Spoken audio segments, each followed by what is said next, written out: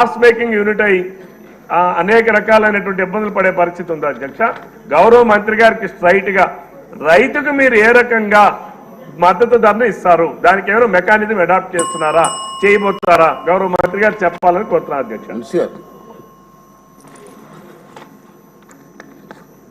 అధ్యక్ష,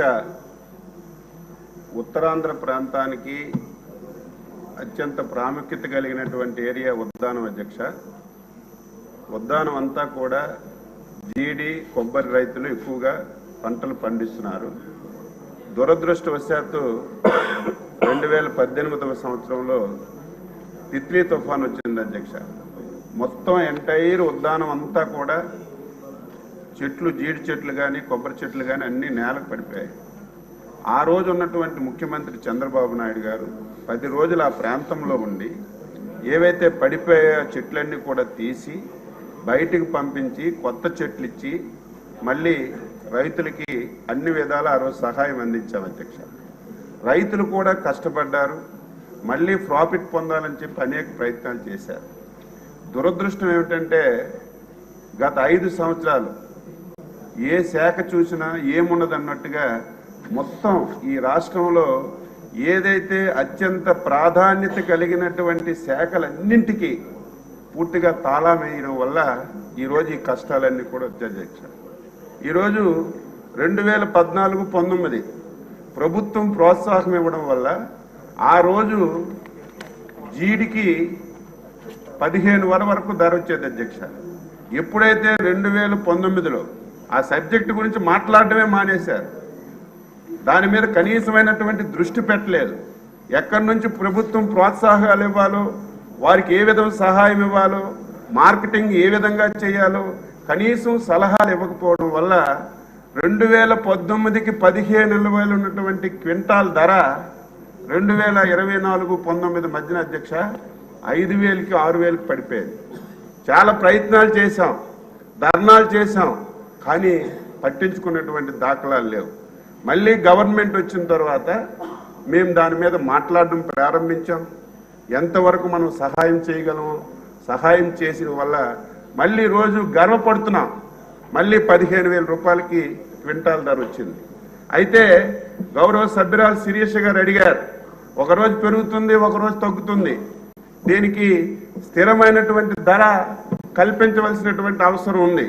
అయితే ఇది కేంద్ర ప్రభుత్వం చేయాలి కాబట్టి నేను మంత్రిగా బాధ్యతలు తీసుకున్న తర్వాత దీని ధరని మీరు నిర్ణయించాలని చెప్పి కేంద్ర ప్రభుత్వానికి లేఖ రాశాం. ముఖ్యమంత్రి గారు కూడా ప్రయత్నం చేస్తున్నా తప్పనిసరిగా ఏదైతే జీడి మామిడికి మద్దతు ధర ప్రకటించడానికి మా వంతు ప్రయత్నాలు చేస్తాం.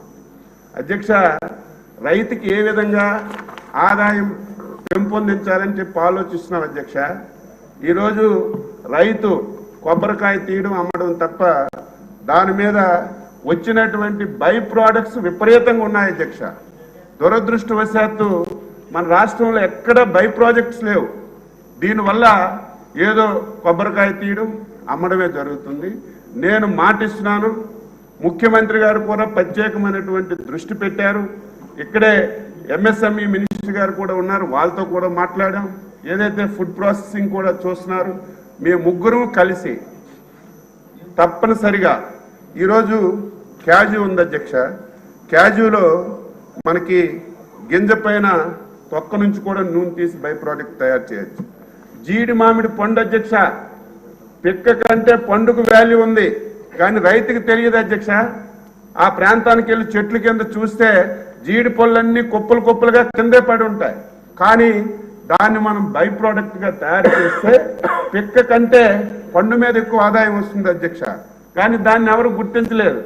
ఈ మధ్యన ముఖ్యమంత్రి గారు ఢిల్లీ వెళ్ళి మాట్లాడితే ఏవైతే దీన్ని ఒక జోన్లుగా తయారు చేసి ఎంఎస్ఎంఈల ద్వారా ఆ ఉన్నటువంటి రైతులను ఒక గ్రూపుగా తయారు చేసి ఇటువంటి మనం బై ప్రోడక్ట్స్ తయారు చేసే కార్యక్రమాలు చేస్తే విపరీతంగా లాభం వస్తుంది. ముఖ్యమంత్రి గారు ఒక నమ్మకంతో నాకు ఆ బాధ్యత తప్పచెప్పారు. నేను మాటిస్తున్నాను, తప్పనిసరిగా రైతుకి జీడి మీద పూర్తి స్థాయిలో మళ్ళీ ధర వచ్చే విధంగా బై ప్రొడక్ట్స్ తీసుకొచ్చి పూర్తిగా వారికి లాభదాయకంగా చేసే విధంగా ప్రయత్నం చేస్తాం. అదేవిధంగా కొబ్బరి అధ్యక్ష, ఇప్పుడే మా రవికుమార్ గారు చెప్పినట్టుగా ఏదో ఉద్దానమే కాదు, ఇటు ఈస్ట్ గోదావరి వెస్ట్ గోదావరి ఉంది. కనీసం 5 సంవత్సరాలు ఇది ఒక నిరంతర ప్రక్రియ. ఏదైనా కొబ్బరి చెట్టు పోతే దాని సబ్సిడీ రూపంలో కొత్త చెట్టు ఇవ్వాలి. ఒక జీడి చెట్టు పోతే సబ్సిడీ రూపంలో కొత్త చెట్టు ఇచ్చి ఎప్పటికప్పుడు చెట్లు మార్పిడి జరగాలి అధ్యక్ష. 5 years అయింది, సింగిల్ ఎన్పి దాని మీద ఖర్చు పెట్టలేదు. ఒక కొత్త చెట్టు ఇచ్చినటువంటి దాఖలాలు లేవు, సలహాలు ఇచ్చినటువంటి దాఖలాలు లేవు. మళ్ళీ దీన్ని రివైవ్ చేయాలి, కొత్త చెట్లు సార్ మళ్ళీ రీప్లాంటేషన్ కూడా టైం టు టైం చేసి మళ్ళీ దీన్ని లాభసాటిగా చేయడానికి ప్రయత్నం చేస్తాం. రెండవది, మొన్ననే ఈ నెలలోనే గౌరవ ముఖ్యమంత్రి గారు ఉద్దానం ప్రాంతానికి వెళ్ళాము అధ్యక్ష. ఆ ప్రాంతంలో రైతులందరూ మా ప్రాంతానికి ఒక కోకోనట్ పార్క్ ఇవ్వండి అని